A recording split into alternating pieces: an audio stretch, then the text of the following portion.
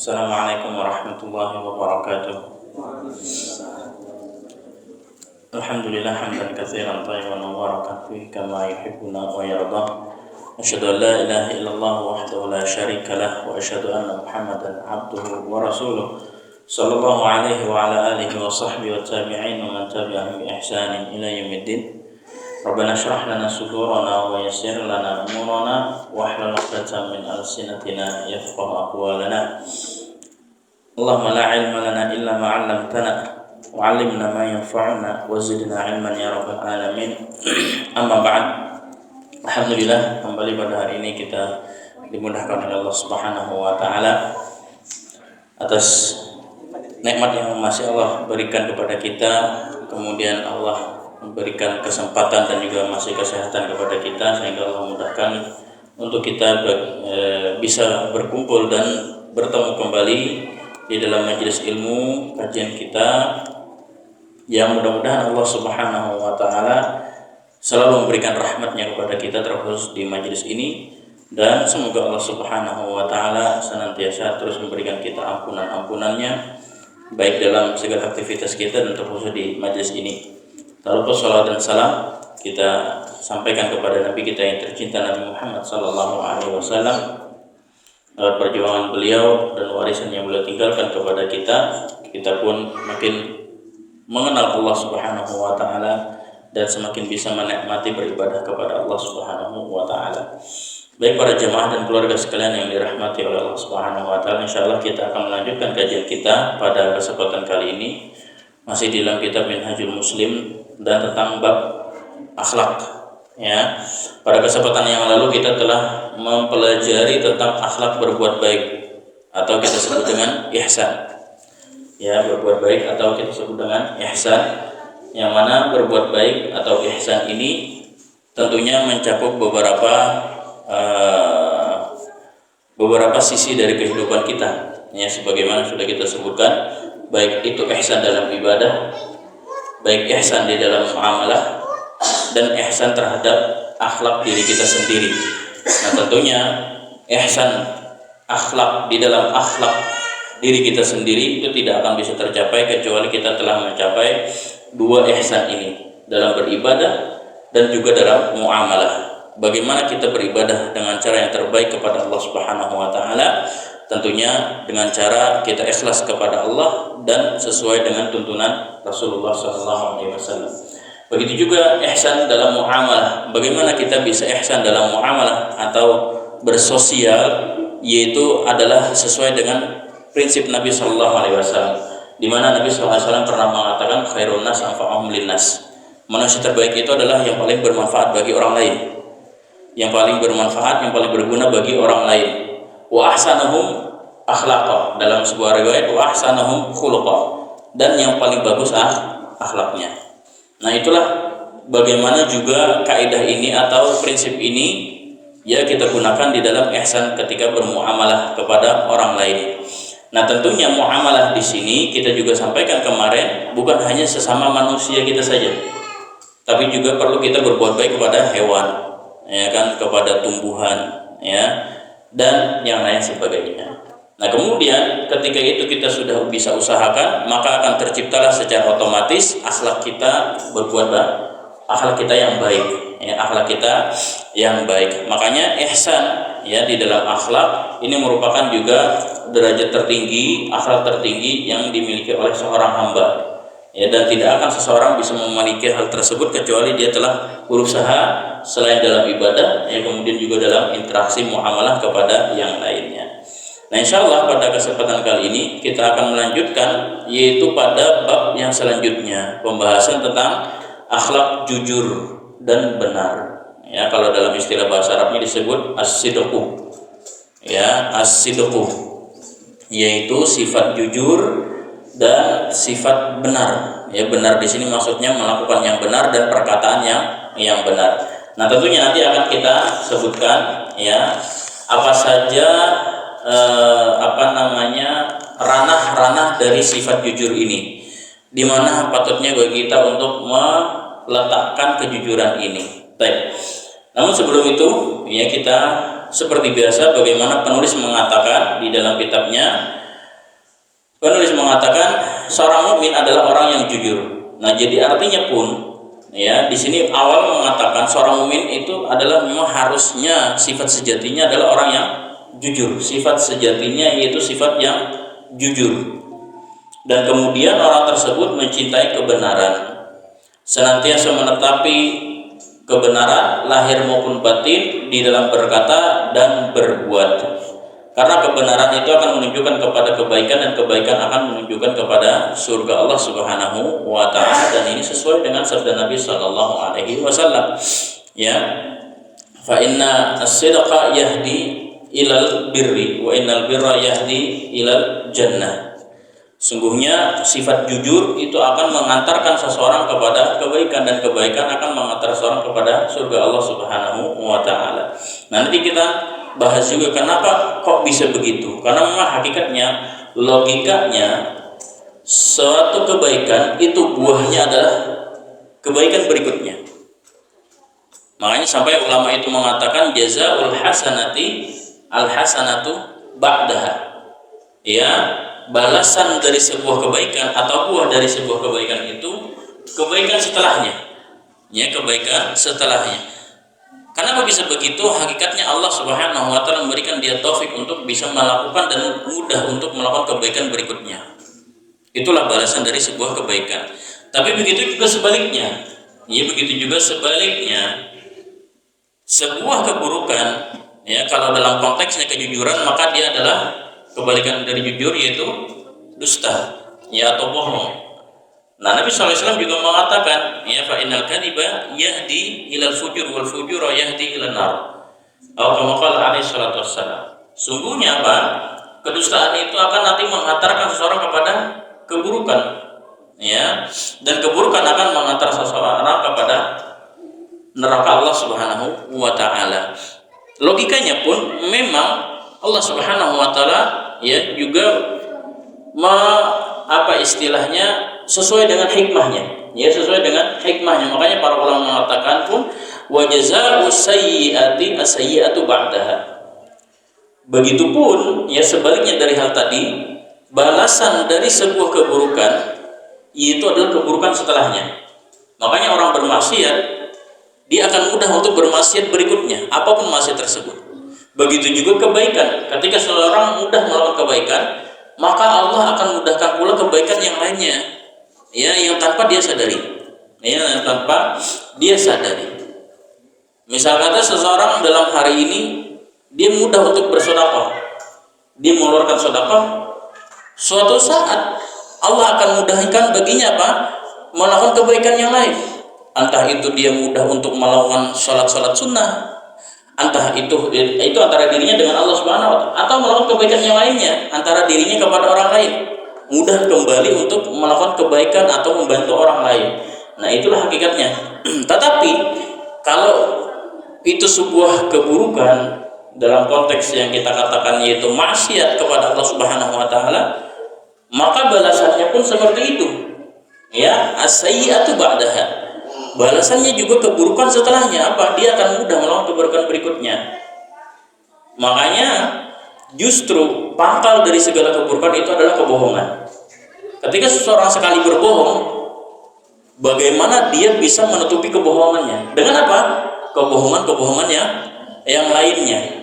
Ya, dengan kebohongan yang lainnya, sehingga menjadikan dirinya semakin banyak untuk melakukan kemaksiatan. Nanti berbohong, berikutnya berbohong lagi, sampai kemudian nanti suatu saat ada akhirnya pengkhianatan, ya, sampai suatu saat kemudian akhirnya apa? Penindasan dan lain sebagainya. Ya, nah itulah kenapa hakikatnya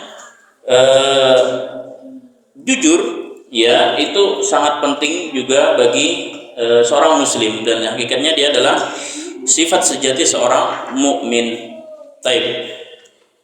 Penulis melanjutkan, sedangkan surga itu puncak cita-cita seorang muslim dan angan-angan yang terjauh. Ya kan, hakikatnya seorang muslim pasti dan cita-citanya adalah masuk surga Allah Subhanahu wa taala. Sedangkan kedustaan itu menunjukkan ke neraka, dan neraka itu seburuk-buruknya tempat yang ditakuti setiap muslim dan menjaga diri darinya. Nah, Makanya seorang muslim hendaknya memandang kejujuran bukan hanya sekedar akhlak yang utama saja, tapi apa? Wajib untuk dia lakukan ya tanpa lainnya. Akan tetapi ia memandang lebih jauh daripada itu semata. Ia memandang bahwasanya kejujuran justru sebagai penyempurna keimanannya. Kejujuran sebagai penyempurna keimanan dan keislamannya. Ya. Karena hakikatnya itu perintah dari Allah Subhanahu wa taala. Karena Allah Subhanahu wa taala memuji hambanya yang memiliki sifat seperti itu, ya. Seperti Rasulullah SAW pun juga telah mengajak dan memerintahkan kepada umatnya untuk memiliki sifat jujur, ya, memiliki sifat jujur. Banyak hadis yang mengatakan Nabi SAW ya memerintahkan kepada umatnya untuk berlaku jujur, baik itu perkataan ataupun perbuatan, ya. Nah, seperti yang dinukilkan oleh penulis dalam kitab kita, beliau menukilkan awal kali yaitu dari ayat-ayat Allah Subhanahu wa taala. Ya, di antaranya firman Allah Subhanahu wa taala, ya ayyuhalladzina amanu taqullaha wa kunu ma'as shadiqin. Hai orang yang beriman, bertakwalah kepada Allah dan hendaklah kamu bersama orang-orang yang benar. Ya, as-shadiqin di sini orang yang benar artinya adalah orang yang berlaku jujur atau orang yang memiliki sifat jujur. Dalam ayat lain Allah memuji mereka. Ya, Allah memuji mereka dalam firman-Nya, rijalun shadaqu ma'ahadullaha alaihi, yaitu orang-orang yang membuktikan janjinya kepada Allah Subhanahu wa taala. Shadaqu artinya jujur terhadap perjanjian apa yang telah Allah berlakukan kepadanya, baik itu perjanjian keimanan, ya, karena hakikatnya keimanan keislaman itu terikat dengan apa? Terikat dengan perintah dan larangan Allah Subhanahu wa taala. Ya. Nah, itulah dimaksud juga dengan perjanjian Allah Subhanahu wa taala. Kemudian dalam ayat lain Allah mengatakan wasadiqina wasadiqat, orang laki-laki yang jujur dan perempuan yang jujur. Dalam ayat lain juga Allah mengatakan walladzi jaa'a bis-sidqi wa saddaqa bihi ulaika humul muttaqun. Dan orang yang membawa kebenaran yaitu Nabi Muhammad SAW dan yang membenarkannya, yaitu siapa? Umat beliau, ya, yang diprakarsai oleh Abu Bakar As-Siddiq radhiyallahu anhu, ya. Ulaika humul muttaqun. Allah memuji mereka dengan apa? Disebut sebagai orang-orang yang bertakwa. Ya, makanya sifat jujur juga ini diantara keutamaannya adalah membawa orang atau menjadikan orang itu sebab mendapatkan ketakwaan dari Allah Subhanahu wa taala. Nah, ini dalam hadis Nabi SAW sebagaimana anjurannya, ya, beliau mengatakan dalam sabdanya, alaikum bis-sidqi fa inna sidqa yahdi ilal birri wa innal birra yahdi ilal jannah. Hendaklah kamu berbuat jujur karena sungguhnya kejujuran itu menunjukkan kepada kebaikan. Karena jujur itu, ya, selain kebaikannya di sisi Allah Subhanahu wa taala, kebaikannya juga apa? Di mata manusia. Di mata manusia. Nanti akan kita bacakan bagaimana penulis menukilkan tentang kisah-kisah orang yang jujur. Ya, subhanallah. Dan itu memang hakikatnya Allah Subhanahu wa taala telah mengistimewakan mereka. Jadi selain istimewa di sisi Allah Subhanahu wa taala, Allah juga mengangkat mereka di mata manusia. Ya, di mata manusia. Makanya kejujuran itu menunjukkan kepada membawa seseorang kepada kebaikan. Ya, baik itu kebaikan dirinya sendiri ataupun kebaikan kepada orang lain, ya, ataupun kebaikan kepada orang lain. Dan kebaikan kita katakan tadi balasannya tidak lain pasti kebaikan setelahnya, ya, pasti kebaikan setelahnya. Nah, dan sesungguhnya kebaikan itu akan menghantarkan seseorangnya ke dalam atau kepada surga Allah Subhanahu wa taala. Nah, selama seseorang terus berlaku jujur, ya, dan berusaha jujur sampai ia pun dicatat di sisi Allah Subhanahu wa taala sebagai orang yang jujur. Nah, subhanallah. Nah, inilah yang terjadi seperti kepada Abu Bakar As-Siddiq radhiyallahu anhu. Makanya beliau itu diantara kenapa sebab mendapatkan gelar As-Siddiq, beliau dari awal ketika mendengar kenabian Nabi Muhammad SAW, beliau langsung mempercayainya dengan jujur, bukan hanya sebatas lisan atau di hadapan Nabi Muhammad SAW saja, tapi memang di dalam hati beliau pun juga membenarkan. Makanya beliau dikatakan sebagai as-siddiq, ya, sampai-sampai keistimewaan beliau apa? Di keimanannya tidak bisa ditandingi oleh siapapun. Makanya manusia terbaik setelah Nabi Muhammad SAW yaitu adalah Abu Bakar Siddiq radhiyallahu anhu untuk umat ini. Ya, untuk umat ini. Itulah di antara keutamaan jujur juga, ya, tadi benar kata Nabi SAW, pasti akan menunjukkan membawa seorang kepada kebaikan. Abu Bakar Siddiq radhiyallahu anhu kebaikannya bukan hanya kepada diri beliau sendiri saja, juga kepada orang lain. Akhirnya apa? Beliau termasuk orang yang disegani, orang yang dihormati, orang yang ditinggikan, ya kan? Orang yang ditokohkan. Makanya sepeninggal, bukan hanya sepeninggal Nabi SAW, ketika Nabi SAW masih hidup pun, seringkali Nabi SAW justru mengutamakan Abu Bakar Siddiq radhiyallahu anhu selain daripada sahabat yang lainnya. Jika apa? Nabi SAW uzur, seperti pengimaman sholat, ya, pengimaman sholat. Kalau Nabi SAW uzur, maka yang ditunjuk pasti Abu Bakar Siddiq radhiyallahu anhu. Ya, sampai-sampai Nabi SAW menyuruh Aisyah radhiyallahu anha untuk memintanya. Aisyah beruzur, ya Rasulullah, Abu Bakar ini orangnya beka, itu suka nangis kalau sholat, cengeng kalau kita kata orang. Kata Nabi SAW, suruh beliau untuk mengimami sholat karena Nabi SAW sedang sakit, ini kan uzur. Ya udah, akhirnya Aisyah radhiyallahu anha meminta ayahnya yaitu Abu Bakar Siddiq radhiyallahu anhu untuk menjadi imam. Dan betul apa kata anaknya ketika jadi imam, betul beliau itu seringkali suka nangis. Ya, dan nangis beliau adalah nangis kejujuran, bukan nangis-nangisan, ya, bukan nangis-nangisan, tapi nangis kejujuran dalam penghayatan ayat-ayat Allah Subhanahu wa Ta'ala. Kejujuran gimana beliau dalam pengimanannya kepada Allah Subhanahu wa Ta'ala, juga kepada Nabi-Nya Shallallahu Alaihi Wasallam. Makanya Nabi SAW sampai, ya, mengistimewakan beliau daripada yang lainnya. Bahkan sepeninggal Nabi Muhammad SAW, Abu Bakar As-Siddiq radhiyallahu anhu pun akhirnya apa? Tetap diunggulkan dan diandalkan, ya, baik dalam segala hal, terlebih terbukti ketika apa? Penunjukan khalifah setelah Nabi SAW. Maka masyarakat atau kaum muslimin secara umum sepakat menunjuk Abu Bakar As-Siddiq radhiyallahu anhu untuk jadi khalifah setelah Nabi Sallallahu Alaihi Wasallam. Nah, itulah dari apa? Hasil diantaranya sebab karena kejujuran beliau, ya, karena kejujuran beliau. Baik. Kemudian, ya, tadi kata Nabi SAW, hindarilah dusta, karena sesungguhnya dusta itu menunjukkan atau membawa kepada perbuatan dosa. Dan perbuatan dosa itu menunjukkan atau menghantarkan seseorang ke dalam neraka Allah Subhanahu wa Ta'ala. Dan ini sebagaimana yang kita katakan tadi, para ulama juga mengatakan wa jazaa'u sayyi'ati as-sayyi'atu ba'daha. Dan hakikatnya balasan dari sebuah keburukan itu adalah keburukan berikutnya.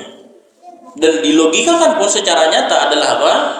Analoginya orang berbohong pun dia pasti bagaimana untuk bisa menyelamatkan dirinya tetap dalam keadaan aman.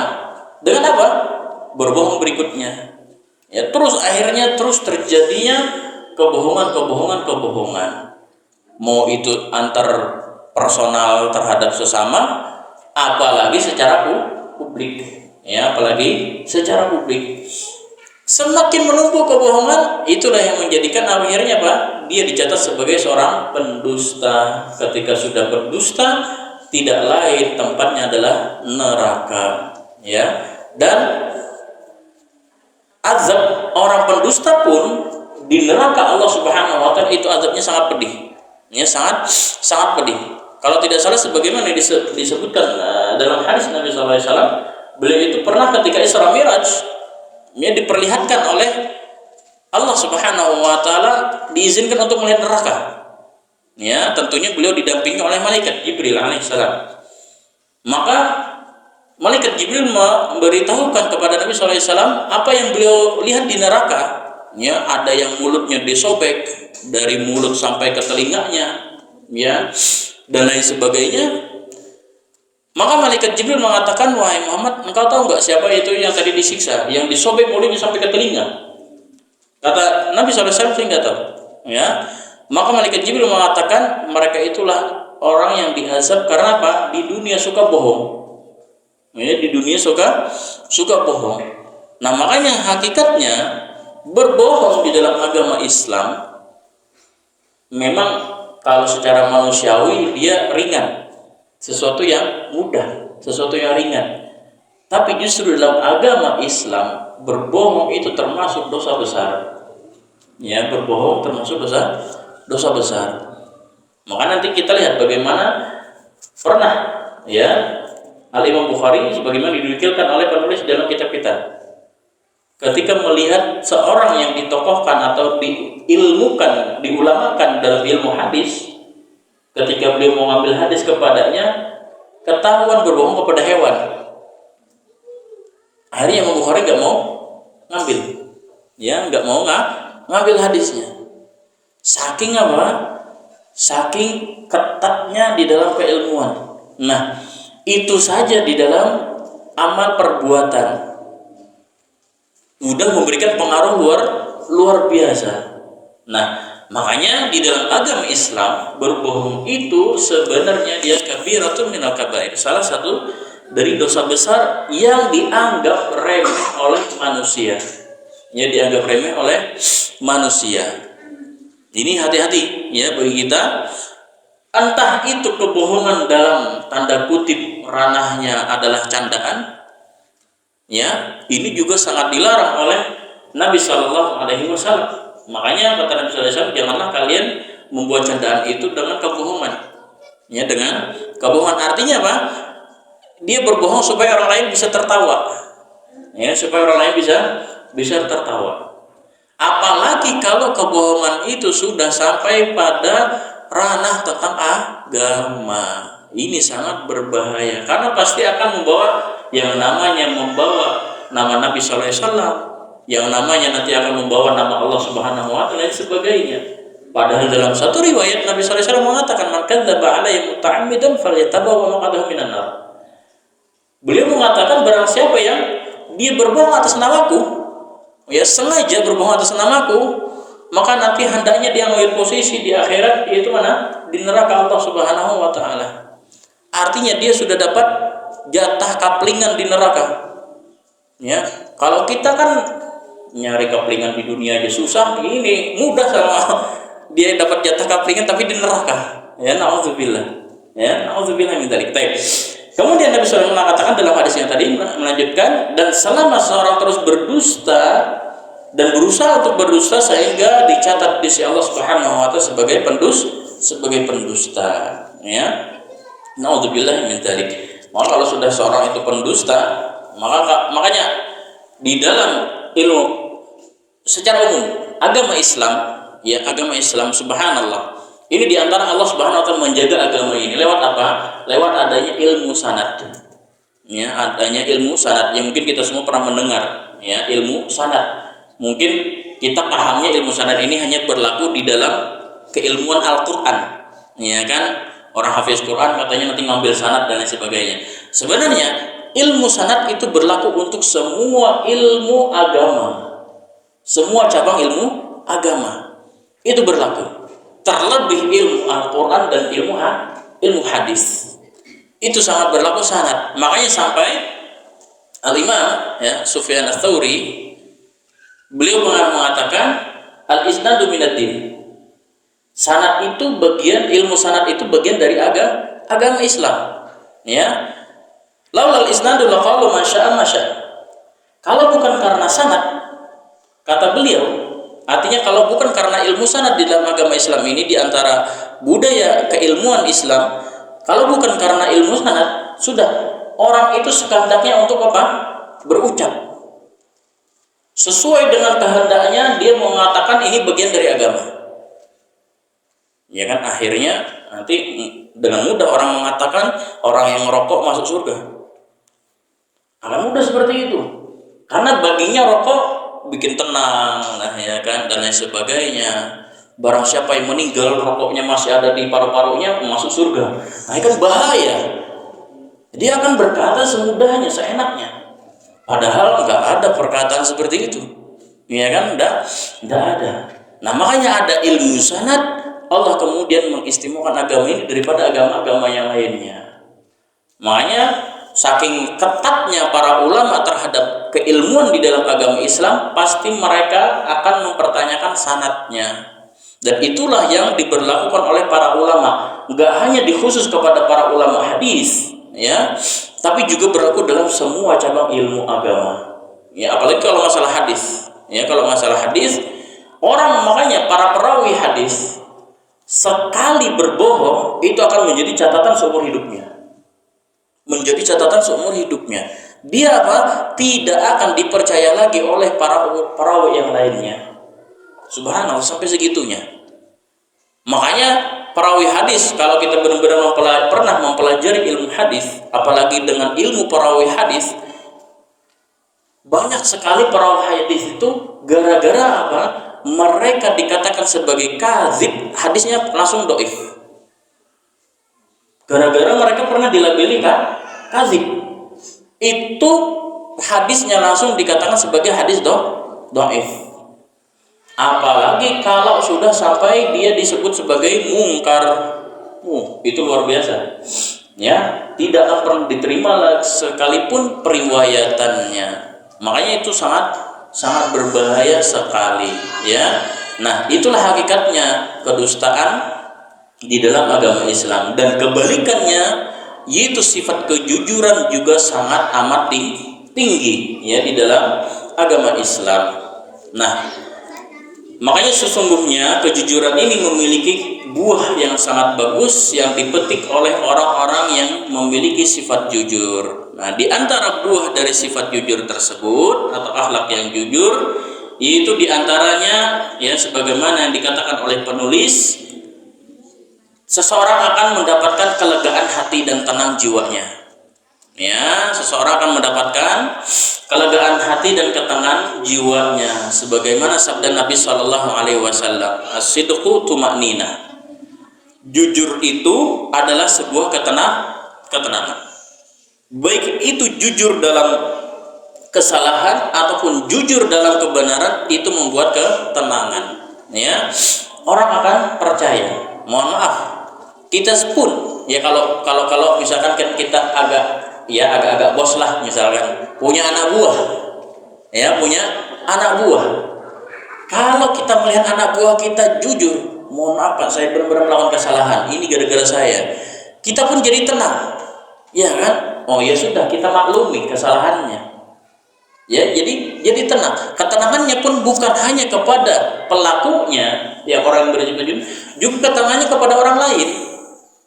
Ya, makanya tadi kebaikannya bukan hanya kepada si pelaku jujurnya, tapi kebaikan itu pun juga akan dirasakan oleh orang lain.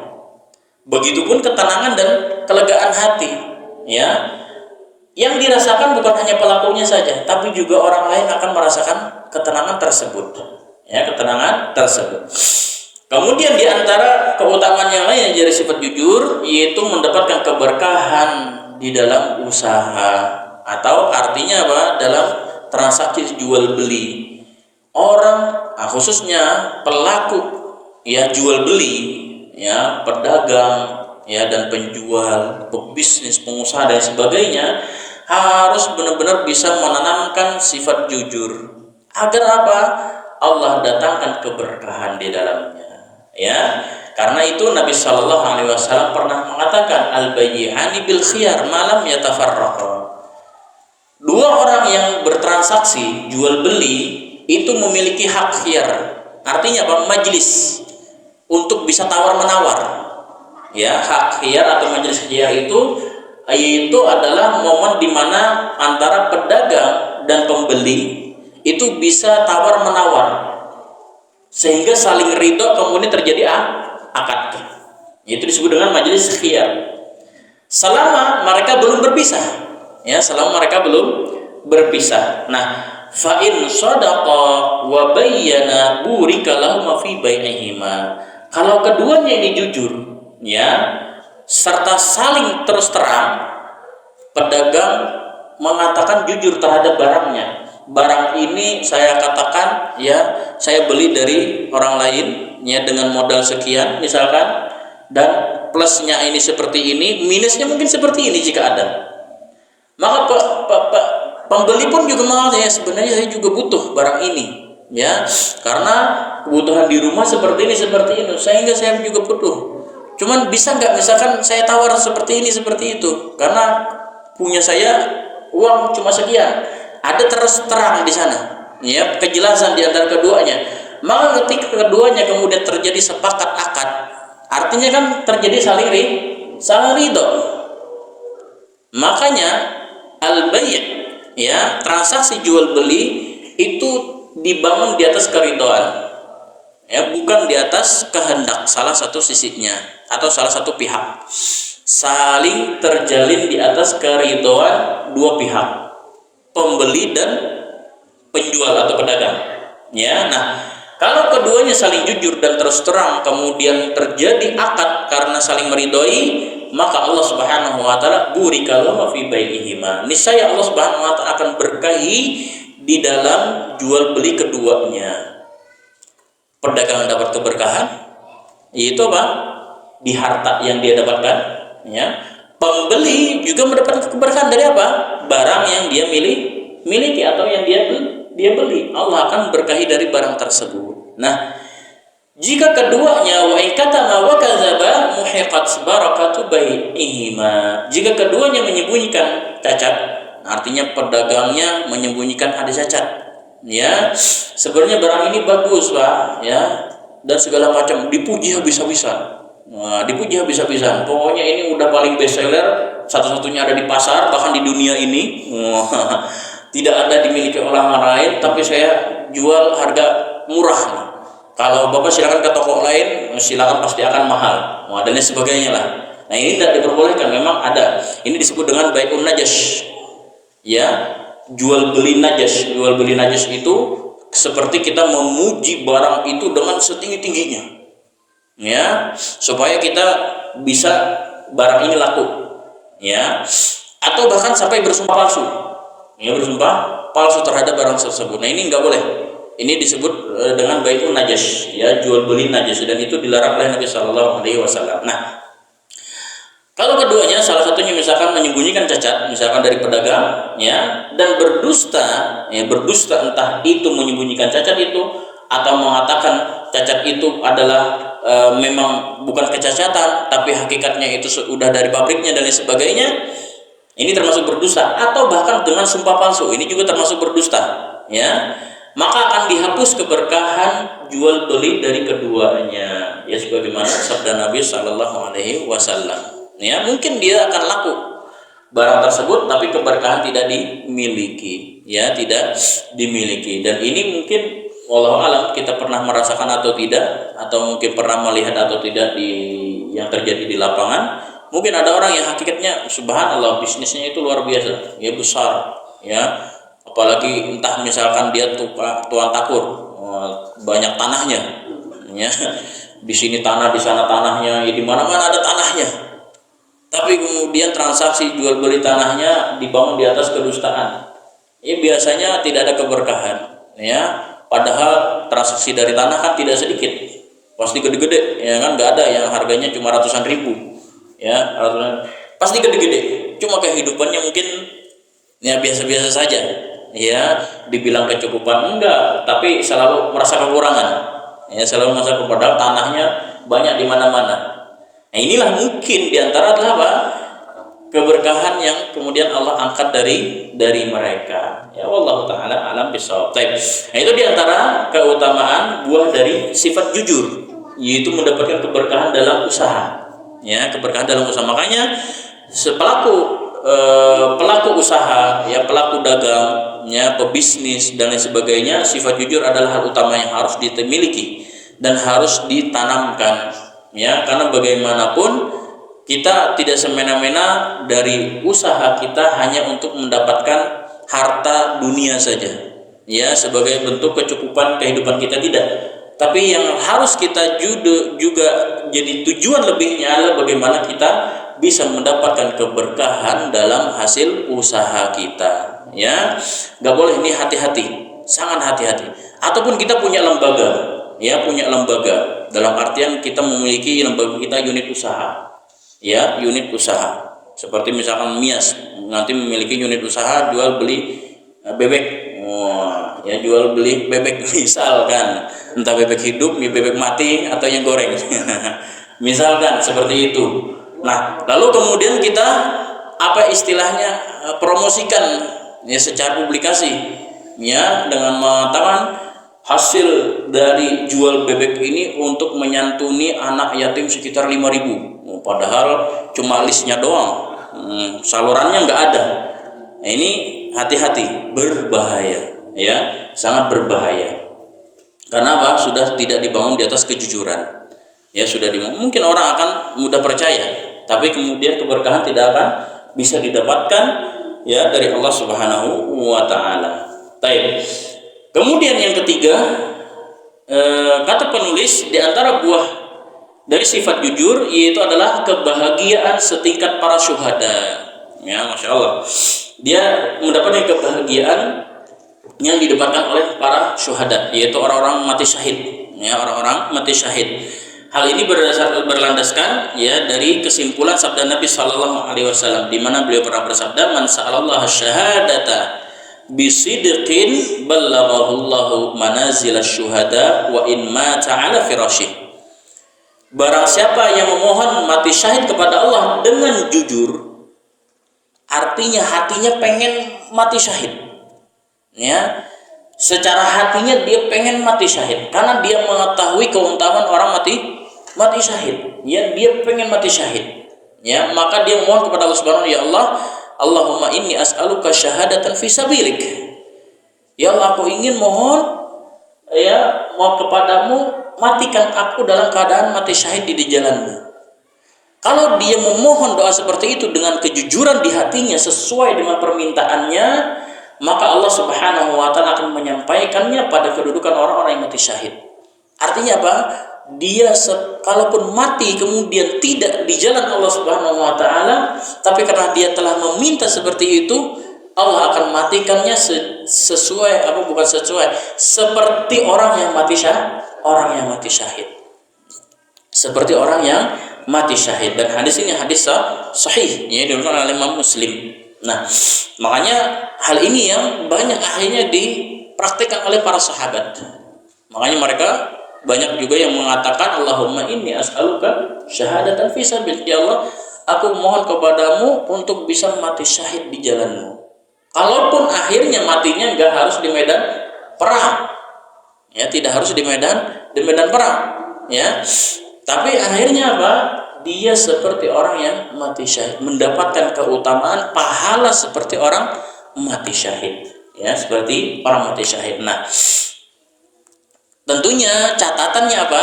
Bisidqin, dengan jujur.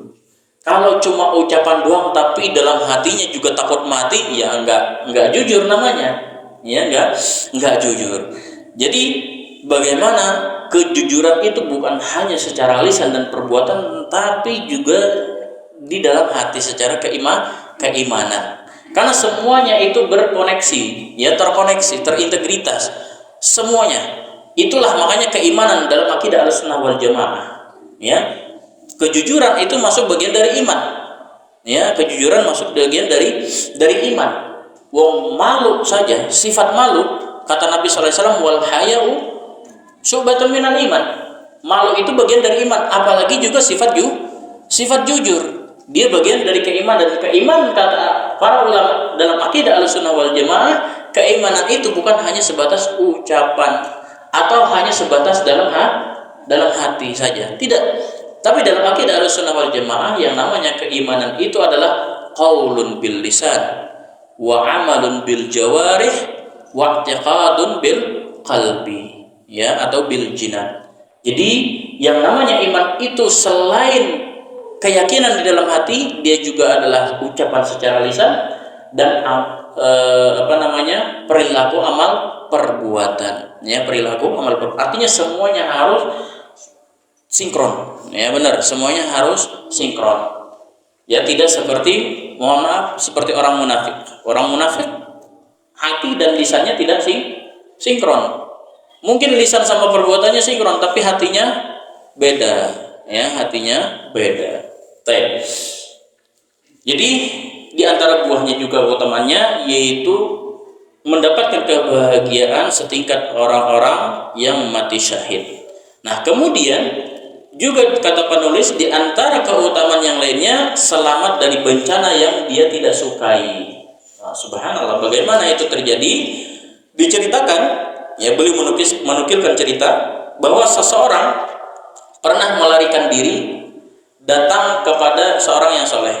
Jadi ada orang yang dikejar-kejar, kemudian dia melarikan diri kepada orang yang soleh, ya, orang yang baik. Kemudian ia pun mengadukan dengan mengatakan, wahai fulan, tolong sembunyikan aku, ya, dari orang-orang yang mengejarku. Maka kemudian orang soleh itu berkata kepadanya, sudah, tidur di sini, ya, tidur di sini, sambil kemudian dia menutupi dengan pelepah daun kurma, ya, menutupi dengan pelepah daun kurma. Padahal daun kurma itu lumayan tajam-tajam, Pak. Tajam-tajam. Nah, orang soleh ini sudah tidur di sini aja, saya sembunyiin, ditutupi dengan daun kurma. Ya, apa yang terjadi ketika orang yang mengejarnya datang dan juga bertanya kepada orang soleh tadi, engkau melihat gak orang yang melarikan diri? Ya, yang melarikan diri. Maka orang soleh tadi mengatakan, ada, ini di bawah daun kurma. Jadi menyembunyikan tapi juga ngasih tahu gitu loh. Tapi itulah kejujuran, ya, kejujuran. Ada, ini di bawah daun kurma. Beliau yang menyembunyikan tapi beliau juga ngasih tahu. Namun mereka mereka orang yang mengejar mengira orang ini mempermainkannya. Maka akhirnya mereka meninggalkan beliau, ya, termasuk orang yang disembunyikan tersebut. Satu sisi bisa jadi karena lugu, ya, karena lugu. Ya, akhirnya dikira mempermainkan dan berbohong, nggak jadi, udah ditinggalin. Artinya satu sisi kejujuran bisa menyelamatkan, ya, kejujuran bisa menyelamatkan seseorang dari bahaya, ya, dari bahaya. Dan mungkin hal ini juga mungkin sering terjadi, ya, sering terjadi, ya, kepada orang-orang mau dari zaman dahulu, bahkan mungkin dari zaman sampai di zaman kita sekarang, ya, sifat jujur. Jadi kejujuran ini bukan hanya sebatas entah itu lisan atau perbuatan, tapi bisa juga kejujuran lewat hatinya, ya, kejujuran lewat hatinya. Mungkin pernah mendengar, ya kan, keluarga sekalian pernah mendengar kecelakaan yang begitu luar biasa terjadi ketika di Balikpapan sama Samarinda. Kecelakaan beruntun karena mobil kontainer, ya, Mas, ya. Mobil kontainer itu remblong terjadi di perempatan lampu merah. Nah, kebetulan perempatan lampu merahnya itu menurun, ya, menurun. Apa yang terjadi? Kecelakaan terjadi, ya. Yang sopir ini juga amatir karena baru nyupir kontainer yang besar, dan dia nggak jujur, SIM-nya nembak, ya, SIM-nya nembak. Ini juga ada ini, SIM-nya nembak. Dia nggak berpikir, dia kepikiran kalau dia nabrakin ke mobil itu bisa stop. Kontainer nggak seperti itu mainnya, sistemnya nggak seperti itu. Justru dia akan menyeret apa yang di depannya, sampai dia berhenti sendiri atau nabrak sesuatu atau terjatuh. Ini akhirnya dibeblas semuanya, ya. Makanya yang mati di tempat itu banyak sekali, sampai puluhan kalau tidak salah. Apa yang terjadi? Ada satu korban yang selamat, suami istri. Subhanallah, selamat suami istri. Beliau pakai motor. Ketika itu terjadi hari Jumat, ya, saya masih ingat kejadian itu hari Jumat di berita. Beliau selamat suami istri, kalaupun cuma luka sedikit lecet. Yang lain meninggal di hadapan beliau. Bahkan mobil beliau itu kebetulan posisinya, kesaksian dari beliau, motor beliau itu diapit oleh dua mobil ketika lampu merah. Satu mobil box, ya, satunya mobil pribadi. Ya, satunya mobil pribadi dan beliau di tengah-tengah. Yang harusnya dua mobil ini aja udah terseret habis, hancur. Yang harusnya beliau juga ikut. Yang harusnya juga beliau ikut. Tapi itu motor masih utuh di tempat dan beliau cuma lecet berdua. Kesaksian yang terjadi apa? Beliau memiliki satu amalan yang luar biasa. Setiap Jumat beliau itu bersedekah nasi kepada orang-orang jalanan. Itu diantara hal yang mungkin menyelamatkan beliau, dan perbuatan beliau itu udah dilakukan lama. Artinya kejujuran yang memang beliau juga lakukan, bukan hanya semata-mata pengen dikatakan sebagai orang dermawan, ya, bukan semata-mata dikatakan orang yang membantu orang lain, tidak, tapi memang sudah kebiasaan beliau yang akhirnya malah Allah Subhanahu wa taala menyelamatkan beliau dari kecelakaan beruntun yang luar biasa.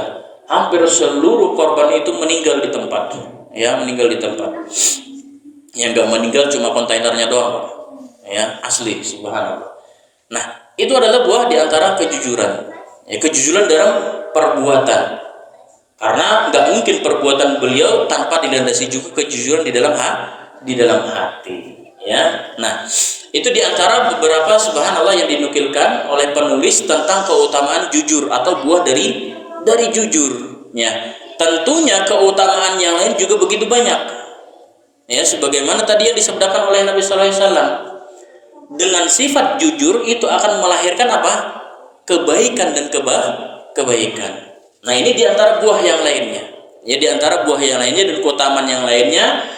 Dari sifat jujur, seseorang akan dimudahkan oleh Allah Subhanahu wa taala untuk melakukan kebaikan dan kebaikan berikutnya, ya, mendapatkan kebaikan dan kebaikan berikutnya ataupun melakukan kebaikan dan kebaikan berikutnya. Kebaikan ini mencakup semua kebaikan. Mau itu perbuatan taat kepada Allah Subhanahu wa taala ataupun perbuatan baik, ihsan kepada orang lain. Ya, ihsan kepada orang lain. Nah, kemudian juga, nah ini tambahannya yang mungkin perlu kita tambahkan, ya, selain dari kitab kita. Kejujuran itu juga merupakan, ya, barometer dari keimanan seseorang, ya, dari keimanan seseorang. Karena hakikatnya jujur itu sifat sejati seorang mukmin, ya, sifat sejati seorang mukmin. Makanya dia menjadi barometer dan bisa menjadi timbangan keimanan seseorang, ya, menjadi timbangan keimanan seseorang. Seseorang itu akan baik keimanannya kalau perbuatannya itu juga bersifat jujur, ya, bersifat benar dan memiliki akhlak yang jujur. Jadi keagamaannya, ya, akan baik kalau sifatnya juga termasuk yang memiliki sifat jujur, ya. Maka semakin sempurna sifat jujur yang dimiliki oleh seseorang, maka akan semakin sempurna juga keimanan dan keagamaan yang dimilikinya, ya, keimanan dan keagamaan yang dimilikinya. Baik. Kemudian, ya, kejujuran diantara buahnya juga adalah apa? Akan semakin memuliakan pelakunya, ya, akan semakin memuliakan pelakunya. Dia akan semakin mendapatkan kemuliaan, bukan hanya di sisi Allah Subhanahu wa taala, tapi juga di mata manusia atau hamba-hamba Allah Subhanahu wa taala, ya. Jadi akan semakin memuliakan pelakunya, bukan hanya di sisi Allah Subhanahu wa taala, tapi juga di sisi manusia, ya, di sisi manusia.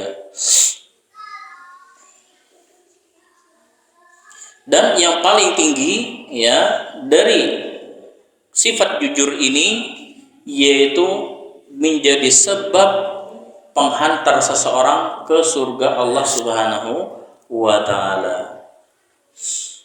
Menjadi sebab penghantar seseorang atau pelakunya ke surga Allah Subhanahu wa taala. Ini yang paling tinggi dari keutamaan sifat jujur.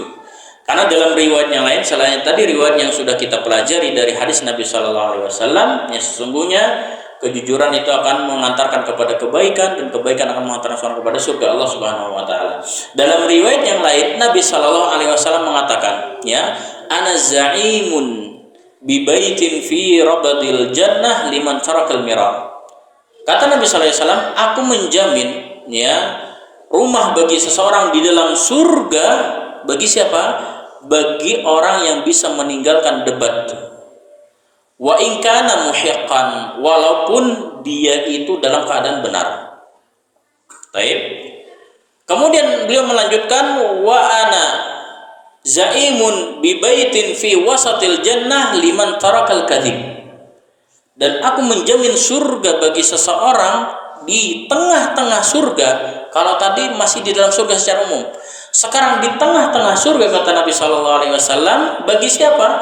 Bagi yang bisa meninggalkan kedustaan, ya, bagi yang bisa meninggalkan bohong, ya. Wa in kana mazihan, walaupun bohongnya dalam keadaan bercanda, mau membuat orang ketawa, ya, tapi lewat bohong. Nah, ini bahaya. Makanya profesi paling bahaya ini sebenarnya pelawak ini, ya. Karena tidak mungkin mau menyampaikan yang fakta-fakta, ya, bagaimana bisa memelintirkan fakta justru, ya, supaya jadi bahan tertawaan, ya. Nah, yang kedua tadi kata Nabi Sallallahu Alaihi Wasallam, aku menjamin bagi seseorang rumah di tengah surga bagi siapapun yang bisa meninggalkan kebohongan walaupun dia dalam keadaan hanya tujuan bercanda atau bergurau. Dan beliau melanjutkan, wa ana za'imun bi baitin fi a'lal jannah liman hasuna khuluquhu, ya, aku menjamin surga bagi seseorang, kata Nabi sallallahu alaihi wasallam, menjamin rumah bagi seseorang di mana? Di surga yang paling tinggi. Masya Allah. Kalau tadi masih di tengah surga, sekarang di surga paling tinggi, ya, di surga paling tinggi akan dijamin oleh Nabi Sallallahu Alaihi Wasallam, dia memiliki kaplingan. Bagi siapa? Bagi orang yang memiliki akhlak yang baik, ya, memiliki akhlak yang baik. Makanya Nabi Sallallahu Alaihi Wasallam tidak salah dalam riwayat yang kita sebutkan pertama, beliau itu mengatakan manusia terbaik itu adalah selain paling bermanfaat kepada orang lain, yang akhlaknya yang paling baik. Rupanya label terbaik bagi orang tersebut bukan hanya di dunia, tapi juga termasuk di mana? Di akhirat. Rupanya Nabi Sallallahu Alaihi Wasallam dalam riwayat tadi menjamin baginya surga, rumah di surga yang paling tinggi. Nah, ini adalah diantara bagaimana Nabi Sallallahu Alaihi Wasallam memotivasi kita semua untuk bisa terus berusaha memiliki sifat-sifat atau akhlak yang baik yang disyariatkan dan dianjurkan oleh syariat Islam kepada kita semua, khususnya sebagai seorang Muslim, orang yang beriman dan umat Nabi Muhammad Sallallahu Alaihi Wasallam, ya. Nah, ini diantara beberapa keutamaan yang juga luar biasa, ya, dari sifat jujur, dan sebisa mungkin bagi kita untuk bisa menanamkannya, ya, karena hakikatnya sifat jujur itu juga sangat susah, ya, sangat susah. Enggak itu ketika kita lapang, apalagi dalam keadaan sempit. Artinya ketika keadaan kondisi kita pun dalam keadaan sempit, ya, terpojokkan, kejujuran ini beda tipis sama bohong, ya. Salah satu kaki kita ini ada di antara keduanya. Salah satu kaki kita sudah ada di dalam kebohongan dan salah satu kaki kita sudah ada di dalam kejujuran. Tinggal mana kita mau menariknya. Cuma biasanya kalau udah dalam keadaan terpojok, tipis sekali bedanya, ya.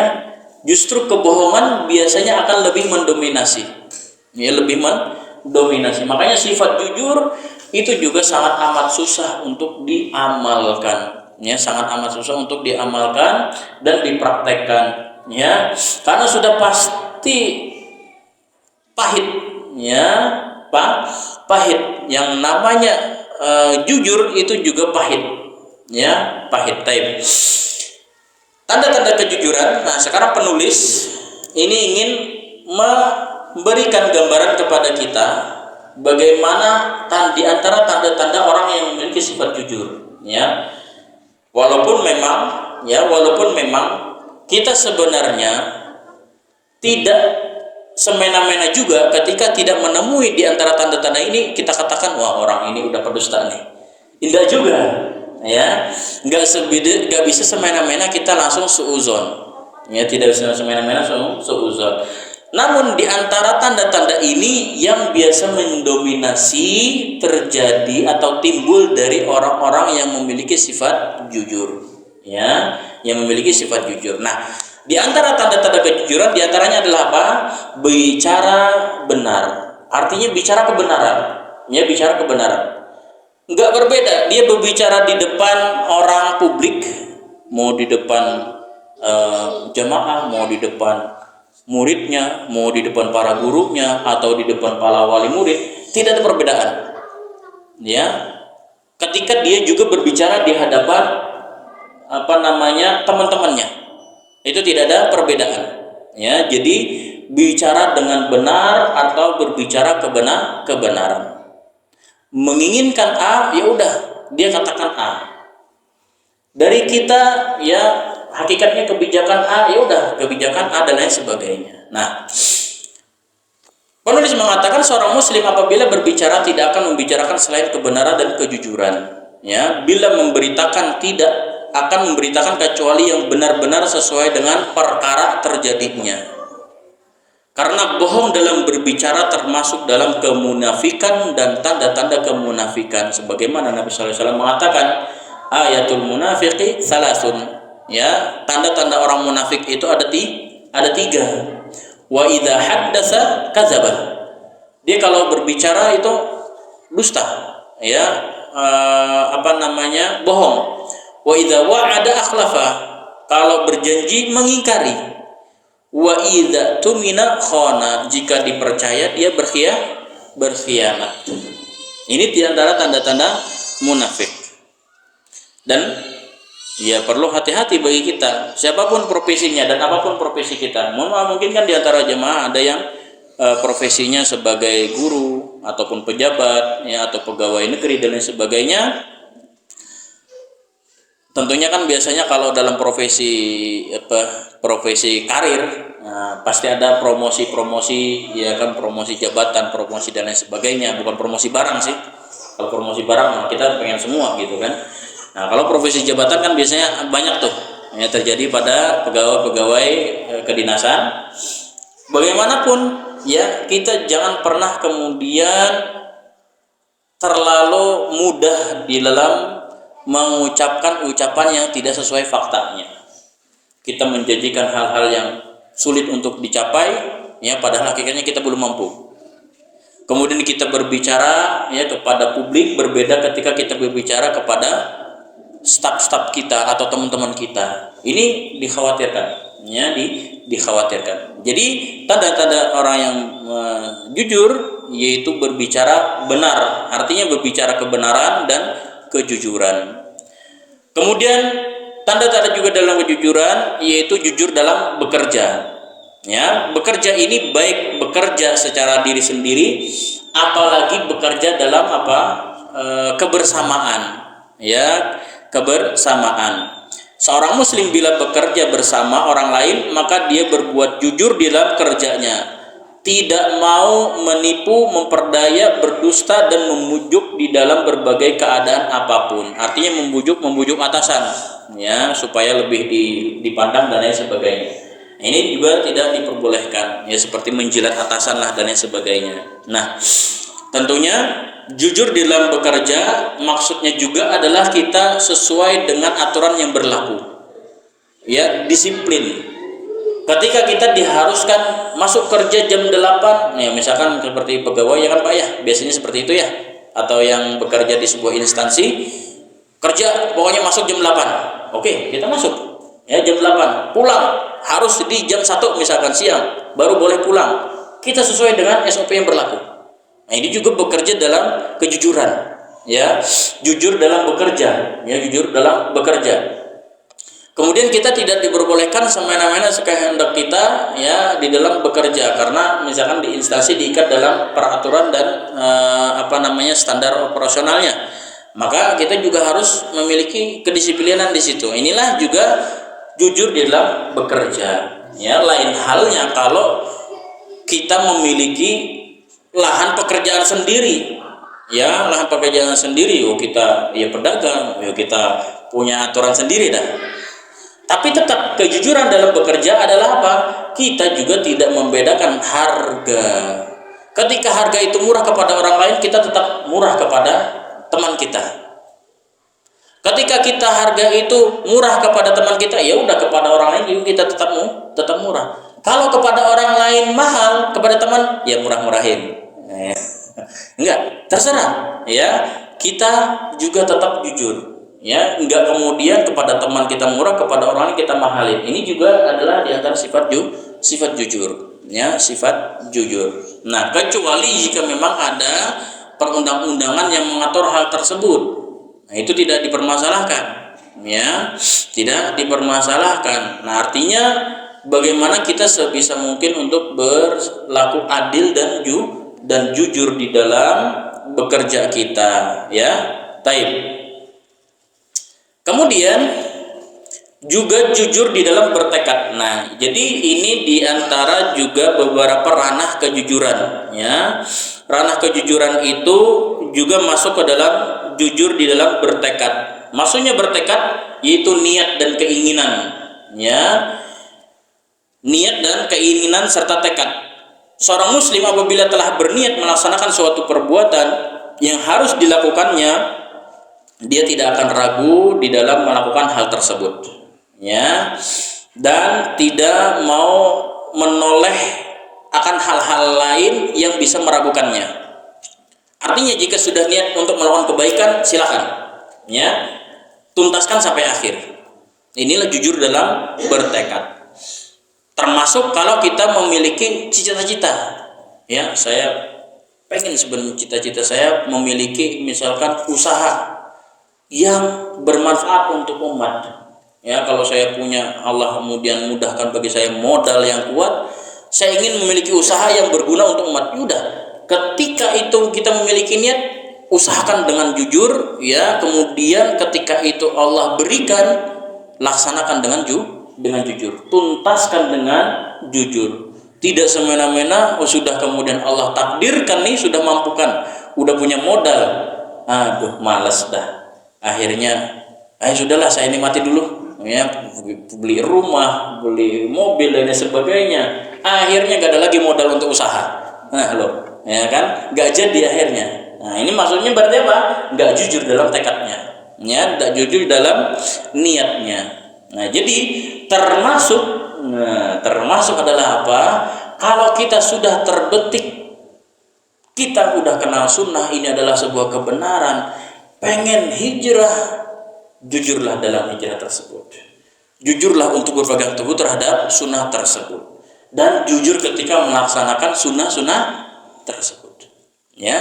Karena ini tadi efeknya adalah ketika kita tidak jujur, hijrahnya hanya sebatas label. Kenal sunnahnya hanya sebatas label. Ketika ada ujian sedikit pun, balik kanan, ya, banting setir akhirnya. Wah, rupanya gak enak saya hijrah, yang penting kayak kembali dulu lagi lah. Akhirnya seperti itu, ya, seperti itu. Karena apa? Tidak jujur dalam tekad, tidak jujur di dalam niatnya. Padahal sudah, masya Allah, ini kayaknya cocok nih dengan saya. Karena semuanya pasti akan ada ujiannya. Ingat, ya, sebagaimana Allah Subhanahu wa taala sudah mengatakan, tidak semena-mena kata Allah Subhanahu wa taala kita lepas atau kita biarkan orang yang sudah mengatakan beriman, aku beriman kepada Allah Subhanahu, kemudian Allah lepas tanpa ada ujian. Pasti akan ada ujiannya. Boro-boro masalah keimanan, kita saja berdoa kepada Allah Subhanahu wa taala, ya Allah, berikan saya kesabaran. Itu setelah doa pasti Allah akan uji. Kontan. Coba kita mau sadar apa enggak? Tapi kita harus akui. Pernah gak kita berdoa tentang, ya Allah, berikanlah saya kesabaran, untuk bisa lebih sabar dan lain sebagainya, pasti Allah uji secara kontan tuh kesabarannya. Bukan semena-mena. Artinya apa? Ketika kita berdoa, ya Allah kita ingin sabar nih, jadikan saya lebih penyabar. Kemudian Allah langsung jadikan langsung jadi penyabar. Enggak. Ada ujian. Ujian itu buktinya untuk apa? Kejujuran doanya. Benar-benar mau jadi orang sabar enggak nih? Orang ini diuji sedikit, katanya pengen sabar. Diuji sedikit, ya kan? Udah ngomel-ngomel. Enggak bisa. Ya. Kenapa? Kejujurannya masih belum kuat. Ya, belum kuat dalam hal apa? Dalam hal tekad dan niatnya. Ya, dalam hal tekad dan niatnya, termasuk tadi dalam hal keimanan apalagi. Makanya ketika kita sudah kenal sunnah, kemudian kita sudah tahu kebenaran, inilah sebuah kebenaran, kuatkanlah tekad ya dalam kejujuran hal tersebut. Sehingga apa? Ketika ada ujian bagaimanapun, Allah masih kuatkan kita, Allah masih mampukan kita. Karena sekarang yang sering terjadi seperti itu, ya. Kena sunnah semangat di awal, tahu ketika ujian datang sedikit saja langsung balik kanan, ya, sutar setir langsung, ya balik lagi, nggak kuat akhirnya. Seperti itu, ya, seperti itu. Nah, jadi makanya jujur dalam bertekad itu juga sangat penting. Makanya doa-doa kita kepada Allah Subhanahu wa taala juga perlu dilandasi dengan kejujuran. Karena bagaimanapun itu pasti akan ada ujiannya. Toh kita pun mau minta, ya Allah berikanlah saya kemudahan untuk mendapatkan rezeki harta, nggak semena-mena kemudian Allah langsung turunkan satu koper uang, enggak. Pasti akan Allah uji. Dengan bagaimana? Dari ujian itulah Allah akan mau menunjukkan kepada kita proses supaya mudah untuk mendapatkan uang. Cuman sabar enggak nih orang? Jujur enggak orang nih pengen rezeki harta, ya, dan lain sebagainya, ya. Jadi seperti itu. Kemudian selanjutnya di antara tanda-tanda kejujuran yaitu jujur dalam berjanji. Nah, jujur dalam berjanji artinya ketika sudah terjadi perjanjian, insya Allah nanti kita ketemu hari Selasa, ya, insya Allah itu sebenarnya adalah apa? Dominannya kita akan melakukannya. Bukan insya Allah itu dominannya kita menghindarinya. Ya, ini juga harus dipahami dengan benar. Insya Allah ini bukan maksudnya kita insya Allah dominan menghindarinya. Yang namanya ketika kita sudah insya Allah, itu aslinya hakikatnya adalah dominannya kita akan melakukannya, ya, bukan dalam hati insya Allah nggak akan datang. Ini bukan jujur namanya, ya, bukan jujur dalam berjanji, ya, bukan jujur dalam berjanji. Kalau dikatakan tidak bisa dan tidak mau, sampaikan dengan baik, sampaikan dengan jujur. Jangan kemudian di depan insya Allah, di belakang tidak. Maksudnya insya Allah tidak, ya, akhirnya seperti itu. Ya, jangan seperti itu. Nah, makanya di antara tanda kejujuran, dan ini juga ranahnya dalam kejujuran, yaitu adalah dalam berjanji. Makanya seorang muslim jika berjanji kepada seseorang atau kepada orang lain, hendaknya ia akan memenuhi janjinya tersebut kepadanya, ya. Sebab menyalahi janji, ya, termasuk dari tanda-tanda kemunafikan yang disebutkan atau disampaikan oleh Nabi Shallallahu Alaihi Wasallam tadi, ya. Jadi termasuknya janji-janji, ya, promosi jabatan, promosi, ya, apalah dalam hal-hal politik itu, ya, ini juga sangat berbahaya, ya, sangat berbahaya. Makanya kalau sudah mau jadi pejabat ataupun jadi politikus, ya, jangan banyak janji, ya, jangan banyak janji, kecuali kita mampu untuk memang mau melaksanakannya, silakan. Tapi kalau kita udah nggak ada kemampuan, udahlah, jangan banyak janji. Janji pada diri sendiri aja nggak bisa, ya, apalagi kepada orang lain. Taib, ini jujur dalam berjanji, ya, jujur dalam berjanji. Dan hendaknya untuk, ya, bukan hendaknya, ini wajib bagi kita untuk bisa memenuhi perjanjian tersebut, ya, perjanjian tersebut. Kemudian jujur juga dalam apa? Di dalam berpenampilan, Nah, ini maksudnya jujur dalam penampilan. Tentunya penampilannya itu bukan settingan, ya. Bukan settingan. Kalau memang kita termasuk orang yang mampu untuk rapi, ya silahkan rapi. Tapi kemudian jangan, kita ini sebenarnya mampu untuk rapi, kemudian pakai pakaian compang-camping, ya, biar dikatakan orang yang zuhud. Ini enggak seperti itu, ya, enggak seperti itu. Padahal mampu untuk beli pakaian yang rapi, ya, pakaian yang bagus. Ini bukan seperti itu, ya, bukan seperti itu.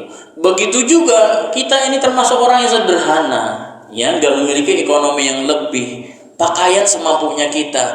Jangan kemudian juga memaksakan diri. Wah, setiap kemana-mana pakai jas. Kajian pakai jas, ke toilet juga pakai jas, ya, segala macam akhirnya pakai jas. Padahal kemampuan kita enggak seperti itu. Jasnya juga punya teman. Nah, padahal kemampuan tidak seperti itu. Ya, akhirnya apa? Lebih banyak pamernya. Ya, lebih banyak pamernya. Ini jujur dalam penampilan, yaitu menampakkan pakaian yang sesuai dengan kemampuan kita, dengan kondisinya. Ya, dengan kondisinya. Jangan sampai kita memakai sesuatu pakaian yang itu berbeda dengan kondisi kita. Kalau memang kemampuan kita terbatas, ya semampunya kita memiliki pakaian. Yang penting kita bisa merapikan sesuai kemampuan kita, ya kan, bersih sesuai dengan kemampuan kita. Tapi ketika kita mampu pun, kemudian jangan memakai pakaian yang compang-camping, ya, memakai pakaian yang lusuh, ya. Satu pakaian dipakai 1 bulan, ya, nggak bisa juga dikatakan saya pengen zuhud. Nggak seperti itu yang namanya zuhud. Zuhud itu bukan orang yang lusuh, ya. Zuhud itu bukan orang yang lusuh. Zuhud itu bagaimana membentengi diri kita dari hal-hal yang tidak bermanfaat buat akhirat kita, ya, yang tidak bermanfaat untuk akhirat kita. Dia beda bertipis dengan wara. Zuhud dan wara artinya melindungi diri dari hal yang tidak bermanfaat atau yang bisa membahayakan kita di akhirat. Bukannya maksudnya zuhud itu dengan penuh kesederhanaan yang luar biasa. Ya, kalau memang kita mohon maaf misalkan bahasanya kaya raya, ya, bukan kaya orang, ya, tapi kaya raya, silakan untuk memakai pakaian yang sederhana. Nggak harus pakaian itu satu bandrolnya kan branded, misalkan satu pakaian 5 juta. Nggak juga seperti itu. Sederhana, ya, pakai 50.000 dapat pakaian, alhamdulillah. Yang penting rapi, bagus, ya, bersih, menunjukkan memang kebersihan, ya, menunjukkan kebersihan. Bukan yang nanya zuhud itu kemudian wah mumpung ada pakaian bekas kita ambil, ya kan, udah habis itu pakai satu pakaian 1 bulan. Enggak juga, ya, enggak seperti itu yang namanya zuhud. Zuhud dan wara yaitu melindungi diri kita dari hal yang tidak bermanfaat atau yang membahayakan diri kita di akhirat nanti. Bukan hanya di dunia, tapi di akhirat, ya. Baik.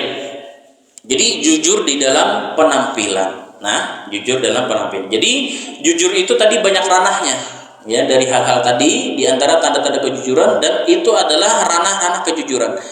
Jujur dalam perkataan, yaitu berucap yang benar, ya, dan berucap yang jujur. Kemudian jujur dalam bekerja, ya, jujur di dalam bertekad dan niat, jujur di dalam berjanji, dan jujur dalam penampilan, ya.